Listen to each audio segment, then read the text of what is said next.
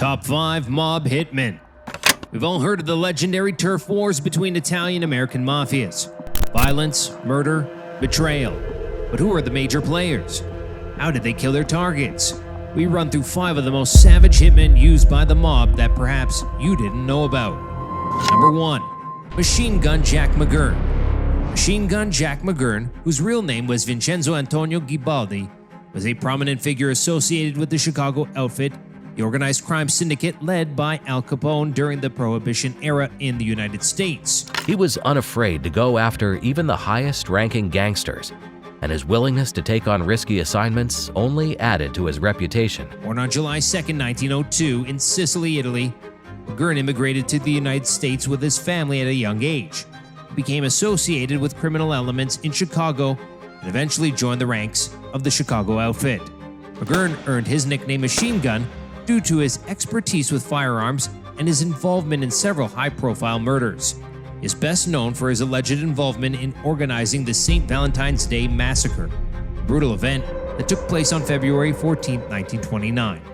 During the massacre, several members of the rival gang were lined up and gunned down in a garage by individuals dressed as police officers. Some 70 rounds were fired. A man who lived nearby walked over and pushed open the door to the garage. The floor was covered in mutilated bodies. Dark blood covered the concrete floor and slipped into a drain. There were no survivors. One man's last words, minutes from death with 14 gunshot wounds, were, "No one shot me." Pictures of the murder scene were released in the paper.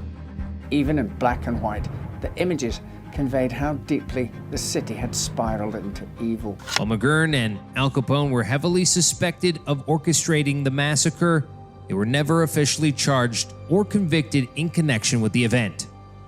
McGurn's loyalty to Al Capone was unquestioned. He played a significant role in enforcing the outfit's control over various criminal activities, including bootlegging and gambling. He was also known for his charismatic personality and his connections with politicians. He was an avid golfer and used this skill to network with influential figures. His hobby was cut short after the St. Valentine's Day Massacre, as he decided it could put him in danger. McGurn's criminal career came to an end in 1936. He was found murdered at a bowling alley on February 15th, just a day after the 7th anniversary of the St. Valentine's Day Massacre. 3 hitmen had cornered him and opened fire with machine guns. He was shot 3 times in the head and died on the spot. Theories suggest that he was killed as a result of internal conflicts within the Chicago Outfit, while others believe that he may have been targeted due to his involvement in the St. Valentine's Day Massacre. Number 2. Abe Kid Twist Reles. Abe Reles grew up in a neighborhood that was known for its criminal activity. He became involved in a life of crime from a young age and eventually joined the criminal underworld in New York. Reles was a prominent member of a criminal organization known as Murder Inc., a Jewish-Italian mob, which was responsible for carrying out an estimated 1,000 contract killings on behalf of various organized crime groups. Albert Anastasia, also known as Lord High Executioner, was a key figure of leadership of Murder Inc. The hitmen were known for their ruthlessness and their ability to make bodies disappear, often disposing of their victims in the marshlands of New Jersey or dissolving them in vats of acid. Reles gained his nickname Kid Twist due to his small stature and his ability to manipulate and twist the truth during police interrogations. His preferred method of killing was an ice pick rammed through the ear. Alongside fellow Murder Inc. members like Louis Lepke Bochalter and Albert Anastasia, Reles participated in efficient contract killings, carrying out murders for organized crime families that wanted to eliminate rivals, informants, or anyone who posed a threat to their interests. Reles' criminal career took a dramatic turn when he was arrested in 1940 for his involvement in a murder. Facing a possible death sentence, he decided to cooperate with law enforcement in exchange for leniency. Reles began providing crucial information about the inner workings of Murder Inc., its members, and the organized crime families it served. He pinned 16 separate murders on Albert Anastasia, including that of Pete Panto. Reles' cooperation led to the convictions of numerous criminals, including high-ranking mobsters. His testimony was instrumental in convicting at least 9 Murder Inc. members and revealed the extent of organized crime's influence. This helped law enforcement dismantle Murder Inc. and weaken various mafia families. Some of those found guilty were sentenced to death. The trial was based almost entirely on Reles' testimony, and so he was kept hidden and under guard in room 623 at the Half Moon Hotel on Coney Island. On November 12, 1941, on the day he was meant to testify against Anastasia, he fell to his death from the window of his hotel room. Inside his room was what appeared to be an escape attempt, 2 bed sheets tied together connected to the radiator. Albert Anastasia's involvement as revenge for his testimony was put forth by investigators, but his death was officially ruled as accidental. Number 3. Roy DeMayo. Roy Albert DeMayo was a notorious figure in the New York Mafia, particularly known for his involvement in the Gambino crime family. He gained infamy as a prolific hitman, enforcer, and leader of a crew of contract killers known as the DeMayo Crew. DeMayo's criminal activities were marked by extreme violence, efficient killings, and a willingness to eliminate anyone who posed a threat to the Mafia's interests. Under the leadership of family boss Carlo Gambino and later Paul Castellano, DeMayo rose through the ranks and became known for his ruthless methods and cold-blooded nature. Roy DeMayo and his criminal activities were closely associated with the Gemini Lounge, bar located in Brooklyn, New York. The Gemini Lounge served as a gathering place for DeMayo and his crew, as well as a hub for their criminal operations. Roy began collecting weapons as he kept his impressive arsenal of machine guns, automatic rifles, and silencers in a room at the lounge.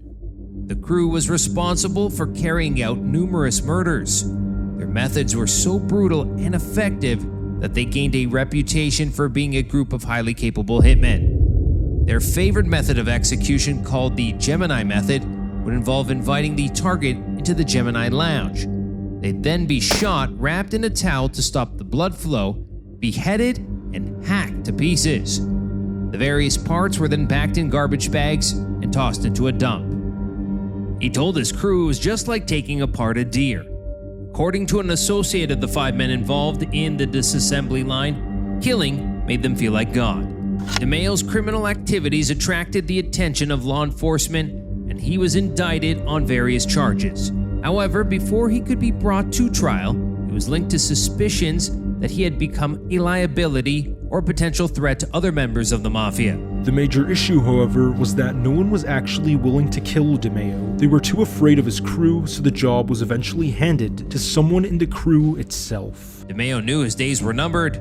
Paranoia increased until he was found dead on January 20th, 1983 in the trunk of his car in Brooklyn with multiple gunshot wounds. He had met a crew member 10 days earlier and missed his daughter's birthday that same day.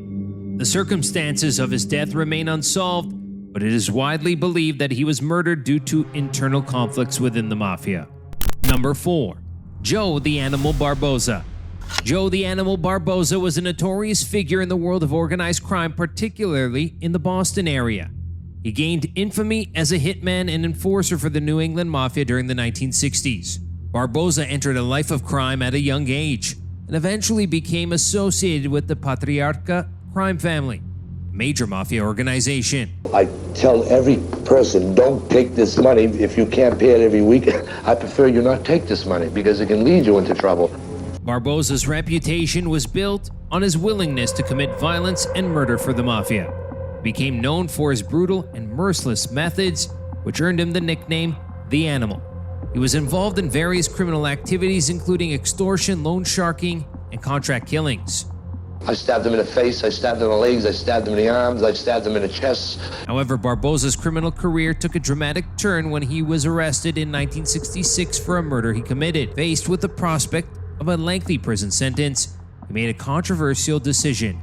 He decided to become an informant for the FBI. They knew that they had made a deal with the devil, and that's okay sometimes. Barboza's decision to turn informant marked one of the first instances of a high-ranking member of the American Mafia cooperating with law enforcement. For that, he was put under witness protection. The U.S. government thought that Barboza was so valuable to them that they basically developed the witness protection program for him. He was the first guy in. But his luck soon ran out as he was gunned down in San Francisco in 1976. His murder was likely a result of the ongoing vendettas and retribution within the criminal underworld. Number 5. Giovanni Brusca.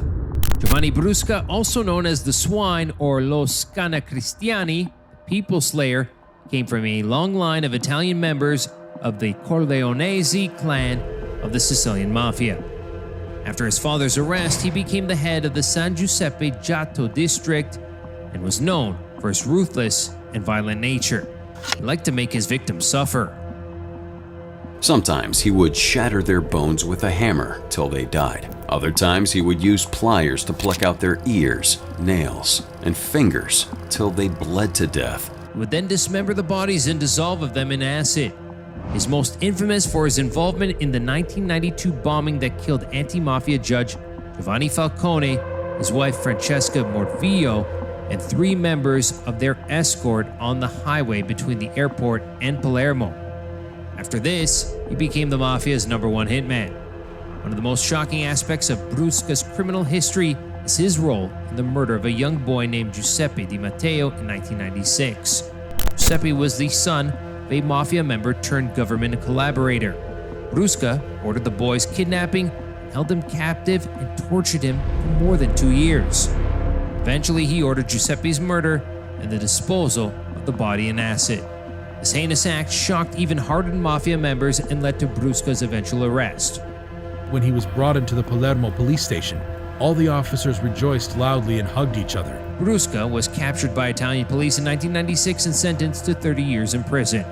He was given another 26-year sentence for killing Falcone. In exchange for cooperating with authorities instrumental in dismantling several key Mafia operations, Brusca received a reduced sentence.